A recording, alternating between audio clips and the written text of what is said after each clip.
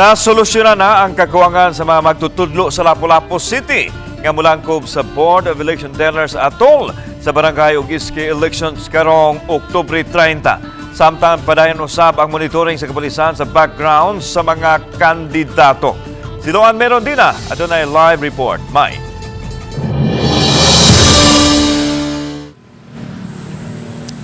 Yes, Lan, nakumpleto na ang 2,055 ka mga magtutudlo nga molangkob sa Board of Election Tellers ug ang 102 ka mga molangkob sa Board of Canvassers.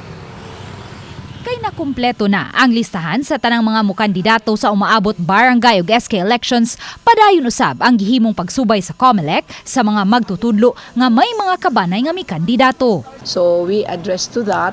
That's why we try to look into who are those BET belonging to that barangay na atong i-transfer to another barangay. Kaya wala naman siya relatives dito.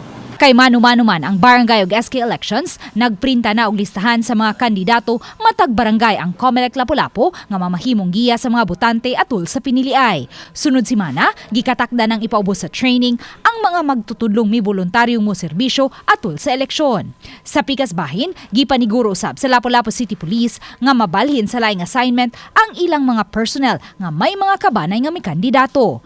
Ang duha ka mga personnel sa Police Station 1 nga may mga kabanay sa isla gidistino na karon sa Police Station 4. Samtang gidistino na usab sa Police Station 1 ang usa ka sakop sa Traffic Enforcement Unit nga may mi kandidato nga kabanay sa usa sa mga barangay sa mainland Lapu-Lapu. Within sa PPO lang namang reshuffling kaning tulo ka pulis. Pag human atong filing of candidacy, na-determine na karon ni siya nga week nilusot ang order nila nga ibalhin na sila.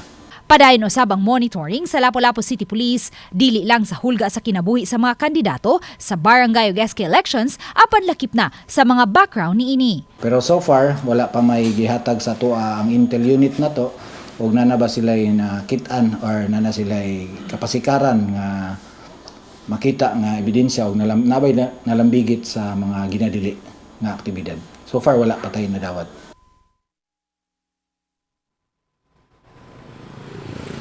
Lan sa pikas bahin, 5 na ka mga individual ang nasikop sa Lapu-Lapu City Police subay sa pagpatuman sa COMELEC gun ban. Din duha niini mga minor di edad. Hinon gitataw sa Lapu-Lapu City Police nga pulos lang kini mga police response ug way kalambigitan sa piniliay. Lan? Okay, daghang salamat, Loan Merondina.